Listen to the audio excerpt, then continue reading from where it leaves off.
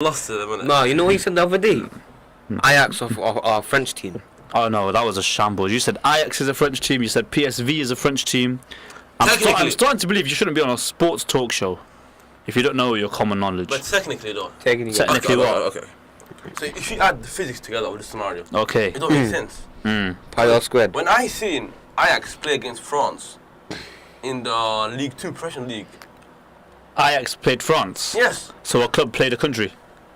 Yeah, on FIFA 23, innit? Yeah. This guy.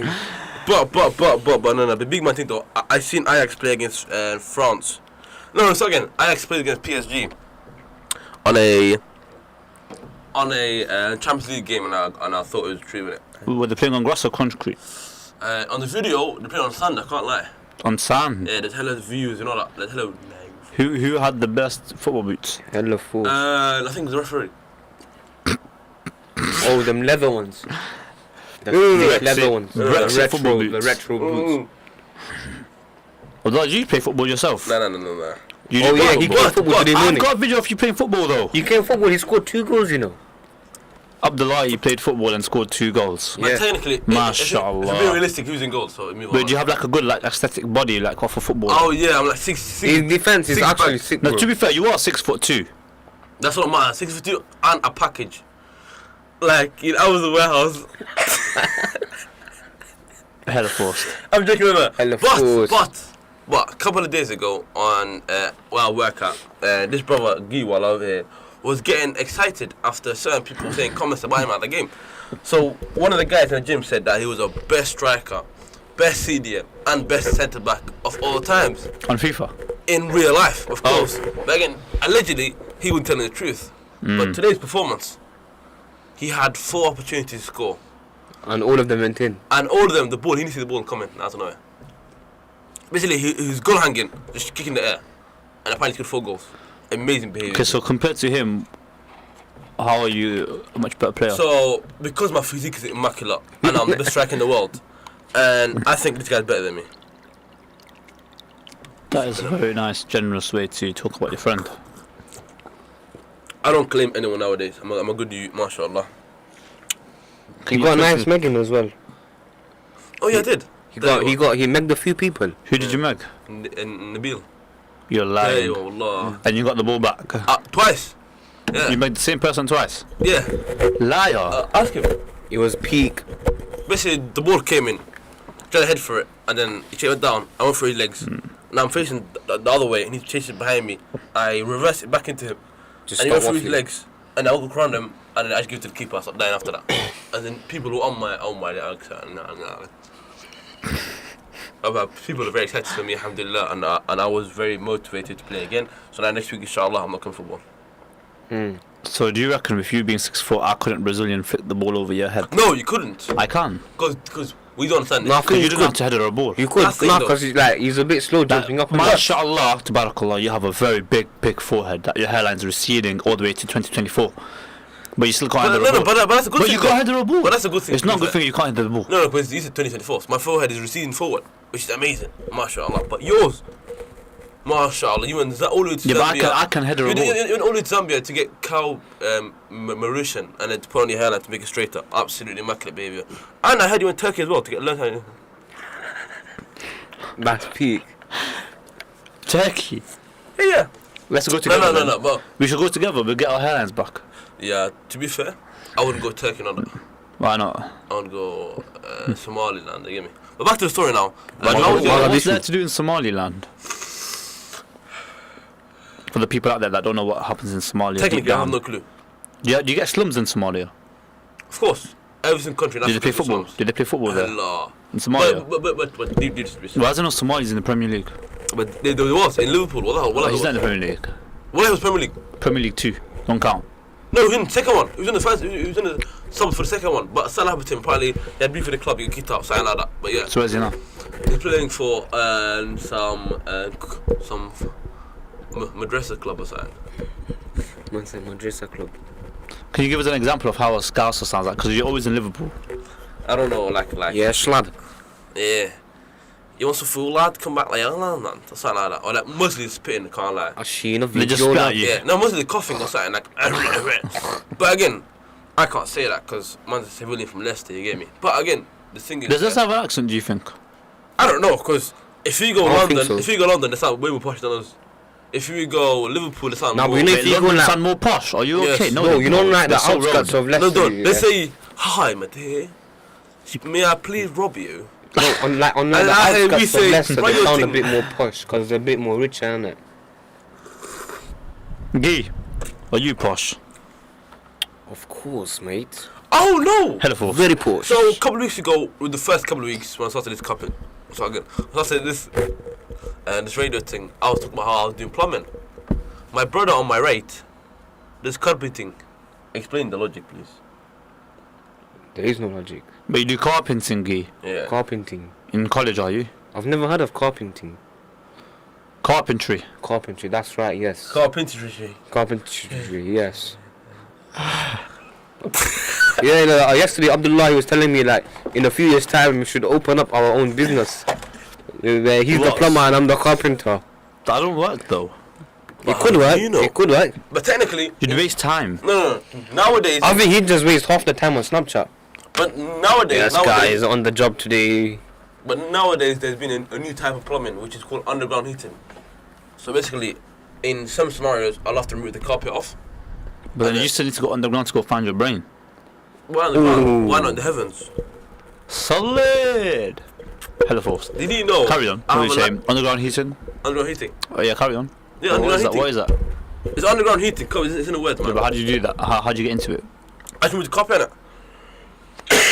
You will move the carpet for you. I don't think you can put underfloor heating on the carpet, mate. You can. Big man thing, you can. No, it only goes on the tiles or wooden floor. Oh, yes, what I meant.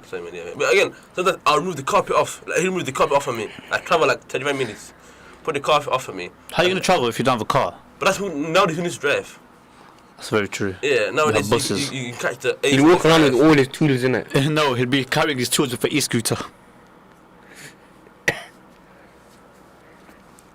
But nowadays, technically, there's something called renting out business. And you can rent out... Hello, Forced. Carry on. You can rent out equipment, you know that? That's a waste of money. No, it's not. No, of course, absolutely waste of money, but... In the long run, it'll cost you a lot. Absolutely, but short term, like I'm doing.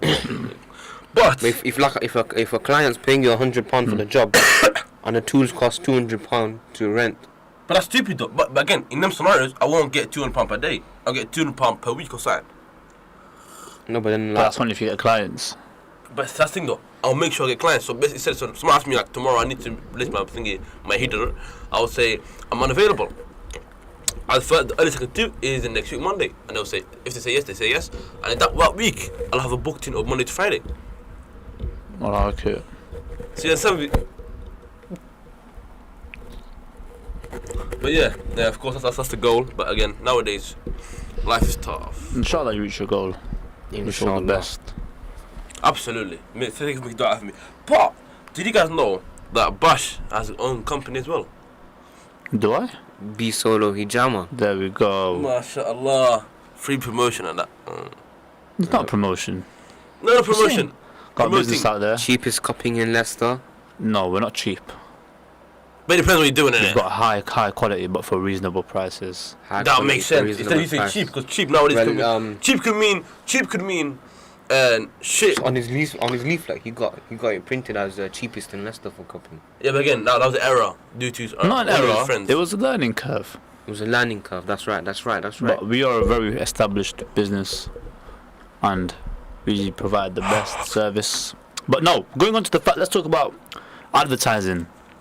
Advertising is very important. I think that's going to be the new way going forward in life. Without advertising, you can't get very far. That's so true. Because right now, let's say I want to sell my car.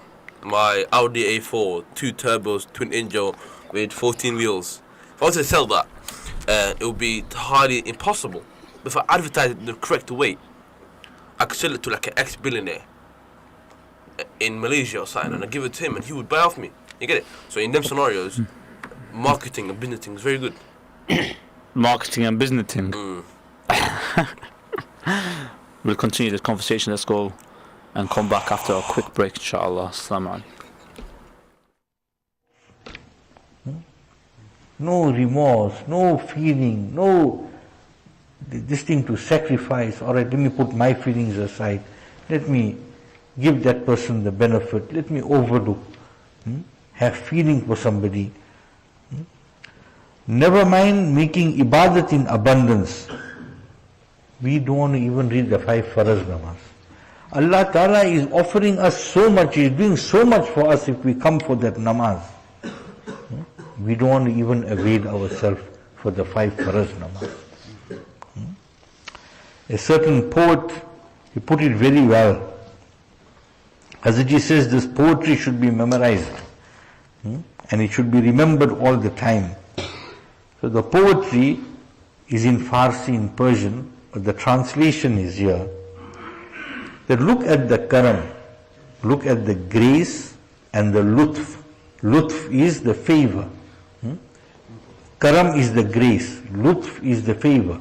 So look at the karam and the lutf of Allah Ta'ala. Right? The banda commits the sin, but Allah feels ashamed. It's a poetry. The banda is committing the sin, Allah Ta'ala is feeling ashamed. Right? What a severe statement. In order to understand it, take the following example. When a child, although he may be an adult, but he's still our child, right? A person's child commits an unseemly act. Sometimes the child is so immature, right, that he can't even understand the magnitude of what he did or the embarrassment that goes with it. He can't understand it. He doesn't even feel shame to, right? But the parents are feeling so ashamed. Who did the wrong? The child. But who's feeling the shame? The parents. The parents are feeling the shame. The guilty one is the child, but the father is feeling ashamed. Allah Ta'ala has much greater affection than that. Much greater affection for the mu'min banda than a father can have for his son, than a mother can have for her child. When the banda commits some unseemly act, Allah Ta'ala feels ashamed. The poet says in the words of Allah Ta'ala, just look at my karam. You are the one who has committed a sin, but I am the one who feels ashamed. It is as if to say that having become one of mine, remember where we're coming from? The ayat we're reading, Ya ayyuhalladhina amanu ttaqullah haqqa tuqatih. So, you are mine. You have brought iman, so you are mine. Now, having become mine, is this your behavior? Being my son, is this what you are up to? You have besmirched the name of your family. Even if you cannot maintain a good reputation for my sake, at least do not create a slur on your own name. How can you do that? Allah Ta'ala has explained it in our terminology so that we can understand. Just look at my karam, at my benevolence. You are the one who has committed a sin, but I am the one who feels ashamed. You should ponder over this yourselves, that if your child were to behave in an unseemly manner, what emotions would pass through you at that moment? So many times you find, just yesterday also, one parent phone, or one family member or person of that family phone said the son is on drugs, and now he's terrorizing the parents and he's doing what things in the house.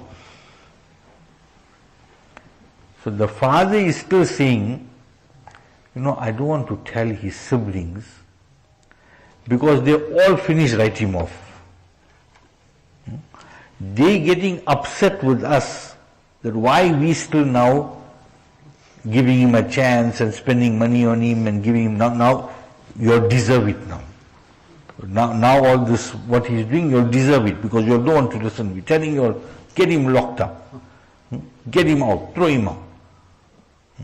But the mother and the father, they'll take all of this they'll take, but they'll still do. And sometimes they may do even more for that child.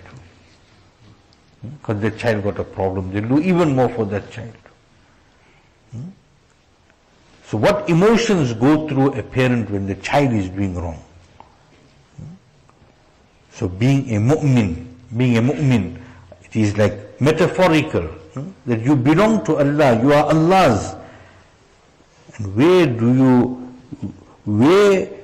were you to do something unseemly, will I not be affected? That you are my banda, you are a mu'min, you're saying you believe in me, you are mine, you're taking my name. And then you go and do something like that? You think it's not going to affect me? It's like if a child is involved in some wrongs and now he gets caught and his name is appearing all in the newspaper and everybody is talking bad about him. He took this one for a ride and that one for a ride and that one for a ride. Before when they say to go for a ride, the man took you for a ride in his new car or something. Now took them to, he took the people for a ride. He got a whole bus, so many people he took for a ride. Now so many people are taking so many people for rides these days. Allah protect us. Allah protect us. Allah protect us. The whole reason for that, we want to live beyond our means. We want to live beyond our means. We are not content with what Allah Ta'ala is giving us. Then now we want to take everyone for a ride. And why there are so many people who are available to get taken for a ride? One is the people who want to take people for a ride. They are unfortunately, got greed and they want to live beyond their means and they are not content. Allah Ta'ala protect us all. But how come they can take so many people for a ride? Because those people who are getting taken for a ride, they are also full of greed. Because the person comes with an unrealistic investment, totally unrealistic investment. But now this fellow is counting the dollars. Now he's counting. Hey, can make so much. Yeah, all right, give him. How much? 1 million, 2 million. So much, 5 million, 10 million. Take, go. I'll get rich very quickly. I'll get rich.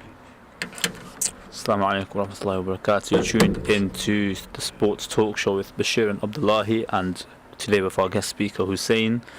He's going to be part of our media team from next week. So, for the last few minutes of our show now, just had a quick salah break. Going in to this week, Abdullahi, I want to ask you first, what are your goals for this week? Of course. I don't know. To be fair, I just go with the flow in it. I'm that type of guy still. But, of course, the usual.